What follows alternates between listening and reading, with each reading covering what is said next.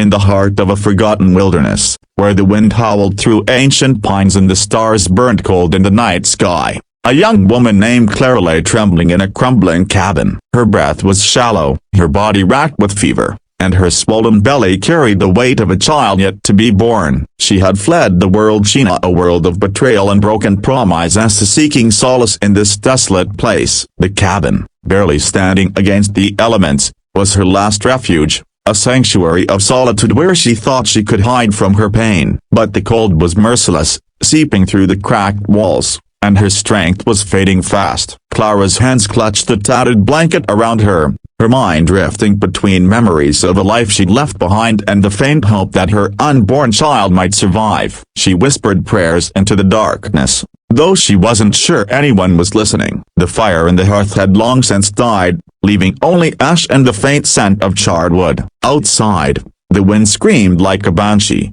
carrying with it the weight of her isolation. Clara's eyes fluttered, her vision blurring as the fever tightened its grip. She thought of her mother, her laughter, the warmth of a home now lost to her. She thought of the man who had promised her forever, only to vanish when the truth of her pregnancy came to light. Her heart ached, not just for herself, but for the life inside her, innocent and unaware of the world's cruelty. As her strength waned, Clara felt the weight of her choices pressing down on her. She had chosen this solitude, this exile, believing it would protect her from judgment, from shame. But now, alone and dying, she wondered if she had been wrong. The cabin creaked under the strain of the storm, its timbers groaning as if mourning her fate. Somewhere in the distance, a wolf howled, its cry blending with the wind. Clara's hand rested on her belly, feeling the faint stir of her child, a reminder that she was not entirely alone. But the cold was relentless, and her body was betraying her. She closed her eyes, surrendering to the darkness, when a sound broke through the silence. Not the wind, not the wolves, but something heavier, deliberate. Footsteps, slow and steady, approached the cabin. Her heart raced, fear and hope warring within her. The door creaked open, and a shadow filled the frame, a figure so tall it seemed to block out the stars. Clara's breath caught as she saw him, a man, or something more, his presence commanding, his eyes glowing with a warmth that felt like a fire in the frozen night. He was the giant Apache, a legend whispered among the tribes, a protector of the lost, a spirit of the wild. His voice, deep and resonant, spoke her name, though she had never told it to anyone in this forsaken place. "You are not alone," he said, and in that moment, Clara felt a spark of life flicker within her, a warmth she thought she'd lost forever. 2. The giant Apache knelt beside Clara, his massive frame filling the tiny cabin with the presence that seemed to push back the cold. His hands, rough as the bark of the ancient pines outside, were gentle as they touched her forehead, easing the fever that burned through her. He carried the scent of the forest of pine, earth, and something ancient, like the memory of a time when the land and its people were one. Clara's eyes, heavy with exhaustion, met his, and she saw not just a man, but a force, a spirit woven from the stories of the land. He spoke softly, his words a blend of languages she didn't fully understand, yet they soothed her like a lullaby. He told her of the mountains, of the spirits that watched over the lost, and of a strength that lived within her, waiting to be awakened. Clara's fear began to fade, replaced by a fragile trust in this stranger who seemed to know her soul. He built a fire in the hearth, his movements deliberate, as if each action was a ritual. The flames roared to life, casting golden light across the cabin, and Clara felt warmth seep into her bones for the first time in days. He brought her water from a flask carved from wood, its surface etched with symbols that seemed to pulse with meaning. She drank,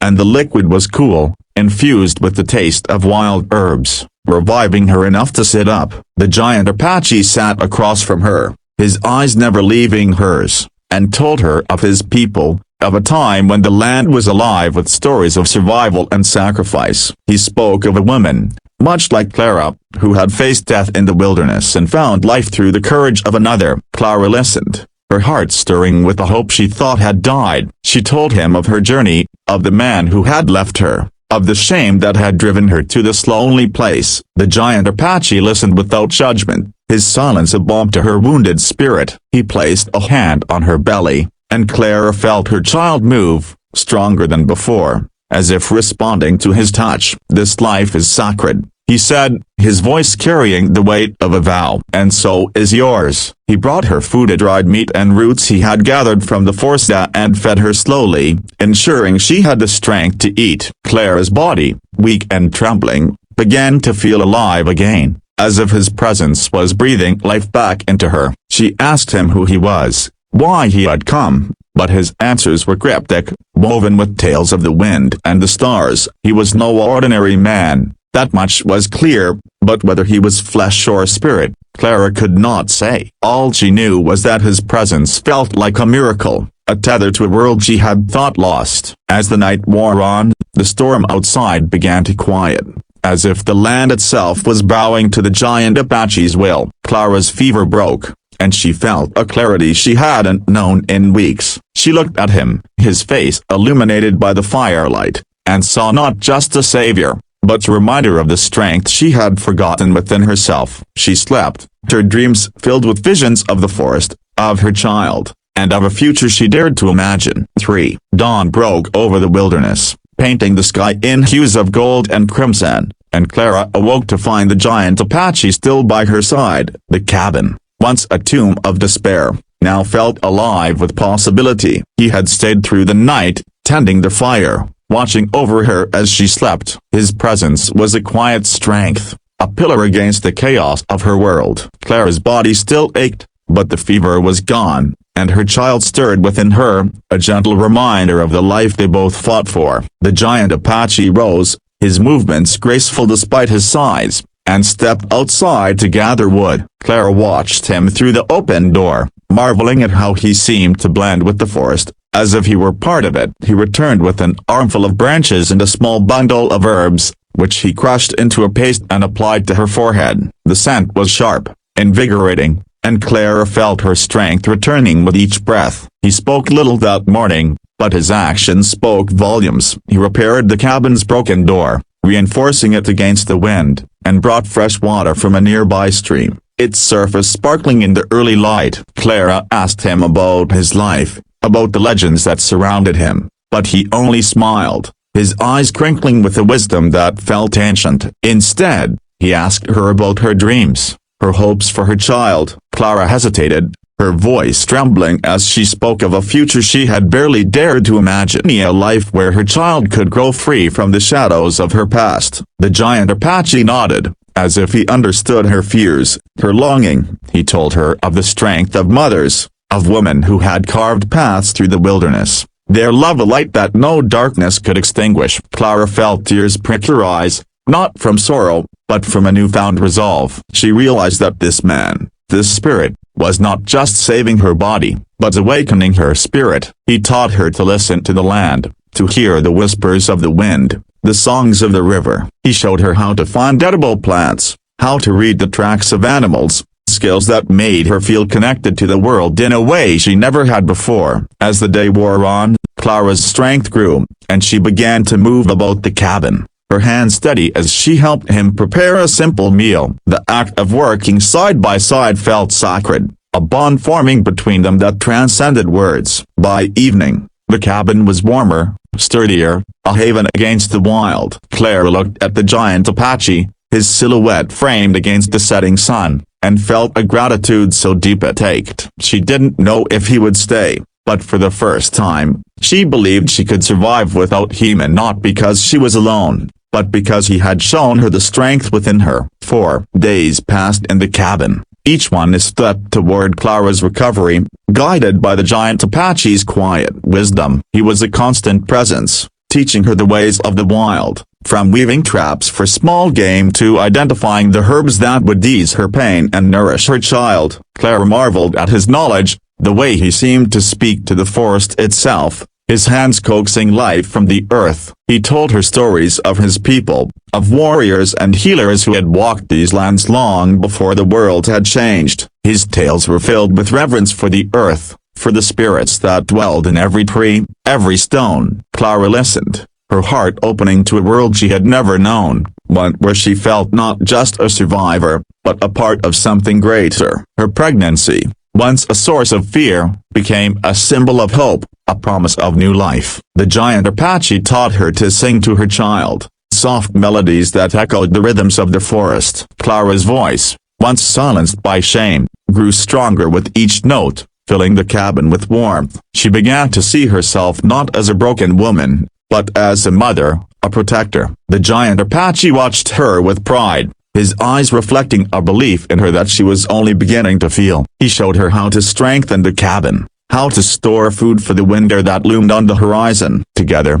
they worked, their hands moving in harmony, building not just a shelter, but a home. Clara's body grew stronger, her belly rounder, and she felt her child's kicks with a joy that surprised her. The giant Apache spoke of the child as a gift, a light that would shine through the darkness of the world. His words gave Clara courage, a resolve to face whatever lay ahead. She asked him about his past, about why he had come to her, but his answers remained elusive, wrapped in metaphors of the wind and the stars. He was a mystery, yet his presence was as real as the earth beneath her feet. Clara began to wonder if he was more than a man, if he was a spirit sent to guide her through this trial. Yet, when she looked into his eyes, she saw a humanity that grounded her, a love that felt both ancient and new. By night, they sat by the fire, sharing stories of their lives, their hopes. Clara spoke of her childhood, of dreams she had buried under the weight of her mistakes. The giant Apache listened,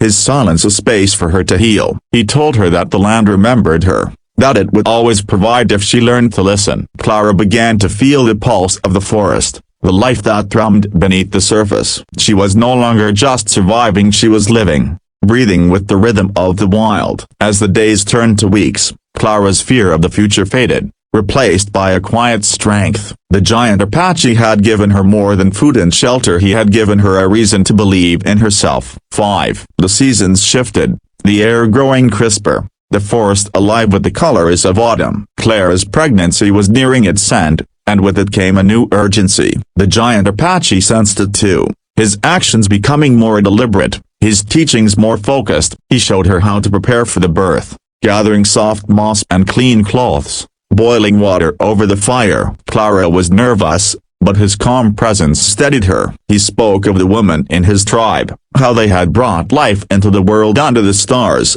their strength a testament to the power of creation. Clara clung to his words, finding courage in the stories of those who had come before her. She began to see her child not as a burden, but as a miracle, a continuation of the life that pulsed through the forest. The giant Apache built a cradle from branches, weaving it with care, each knot a prayer for the child's safety. Clara watched him work, her heart swelling with gratitude. She no longer questioned his origins, accepting him as a gift from the land, a guardian sent to see her through this trial. The cabin, once a place of despair, was now a sanctuary, filled with the warmth of their shared purpose. Clara's strength grew with each passing day, her body adapting to the demands of the wild. She learned to move with the grace of the forest, her steps sure and steady. The giant Apache taught her to trust her instincts, to listen to the whispers of her body and her child. He showed her how to breathe through pain, how to find calm in the midst of fear. Clara practiced these lessons,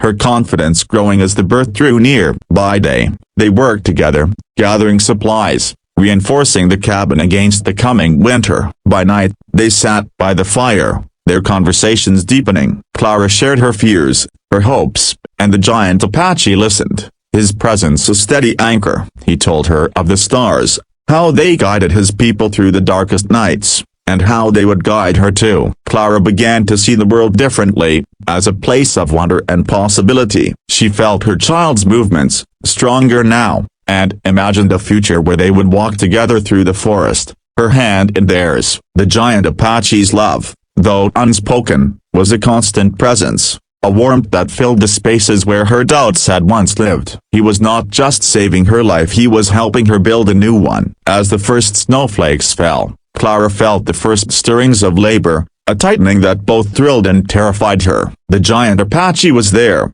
his hand steady on hers, his voice guiding her through the pain. He sang to her, a low chant that seemed to resonate with the earth itself, calming her fears. Clara clung to his strength, knowing that whatever happened, she was not alone. The forest outside was silent, as if holding its breath, waiting for the new life that was about to begin. The labor was long, the pain unlike anything Clara had ever known, but the giant Apache never left her side. His presence was a lifeline, his voice a steady rhythm that guided her through each contraction. He knelt beside her, his hands gentle but firm, helping her find positions that eased the pain. The cabin was warm, the fire crackling, casting shadows that danced across the walls. Clara focused on the flames, on the giant Apache's voice, on the life within her fighting to be born. He spoke of the earth, of the cycles of life and death, of the strength that flowed through all things. His words were a tether,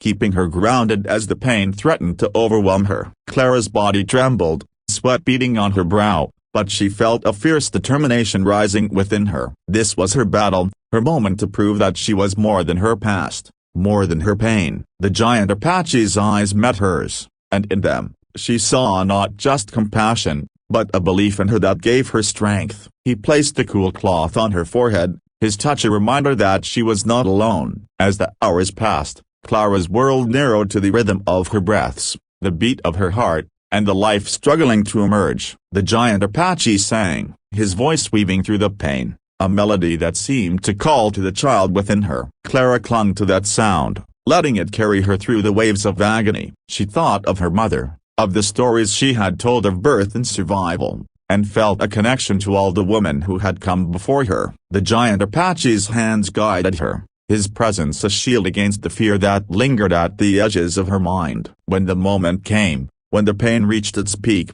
Clara pushed with all her strength, her voice rising in a cry that echoed through the cabin. And then, there was silence, followed by the most beautiful sound she had ever heard, the cry of her child. The giant Apache moved swiftly, catching the baby in his hands, his movements sure and practiced. He wrapped the child in a soft cloth, his face breaking into a smile that lit up the room. Clara reached for her baby, tears streaming down her face as she saw her daughter for the first time, a tiny, perfect life. Her eyes wide and curious, the giant Apache placed the child in her arms, and Clara felt a love so fierce it took her breath away. She looked at him, her voice choked with emotion, and whispered her thanks. He only nodded, his eyes shining with a pride that felt like a blessing. The cabin was filled with the warmth of new life, the fire burning bright, the storm outside forgotten. Clara held her daughter close, feeling the weight of her past lift,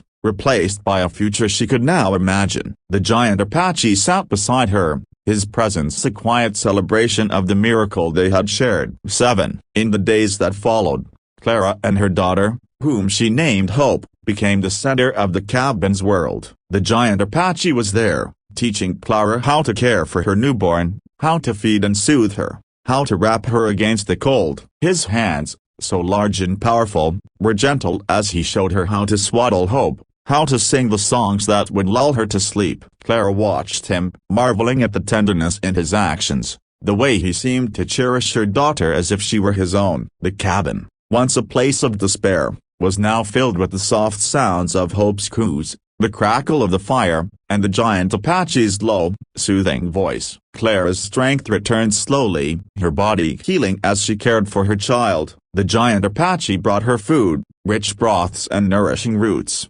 ensuring she had the energy to mother her daughter. He taught her to read the signs of the forest, to know when the snow would fall, when the animals would stir. Clara felt herself becoming part of the land, her connection to it deepening with each lesson. She began to see the giant Apache not just as a savior, but as a partner, a guide who had walked with her through the darkest moments of her life. Yet, there was a sadness in his eyes, a hint of something unspoken. Clara sensed that his time with her was drawing to a close, though she couldn't bear the thought of him leaving. She asked him to stay, her voice trembling with the weight of her gratitude, but he only smiled, his hand resting on hers. He spoke of the land, of its need for him elsewhere, of others who waited for his help. Clara understood, though her heart ached at the thought of his absence. She looked at Hope, sleeping peacefully in her cradle, and knew that the giant Apache had given her more than survival. He had given her a reason to live,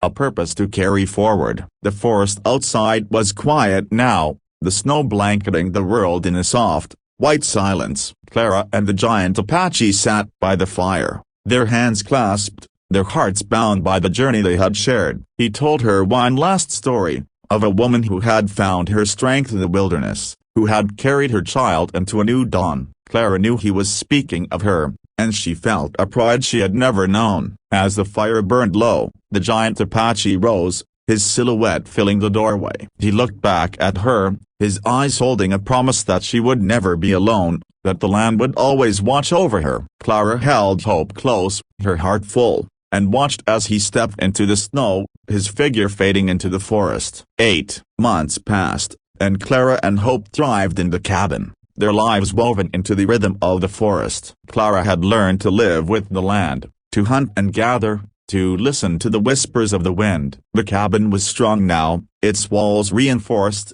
its hearth always warm. Hope grew, her laughter filling the air, her eyes bright with the wonder of the world. Clara told her stories of the giant Apache, of the man who had saved them, who had breathed life into their souls. She spoke of him as a legend, a spirit of the wild, but also as a friend, a presence that lingered in the rustle of the leaves, the glow of the stars. Clara felt him still, in the quiet moments when the forest seemed to speak, in the strength she found within herself. She taught Hope to respect the land, to see it as a living thing, a partner in their survival. The seasons turned, and Clara's past became a distant memory, a shadow that no longer held power over her. She was a mother, a survivor, a woman reborn in the wilderness. The cabin was no longer a place of exile, but a home, a testament to her resilience. Clara thought of the giant Apache often, wondering where he had gone, who he was helping now. She imagined him walking through the forest,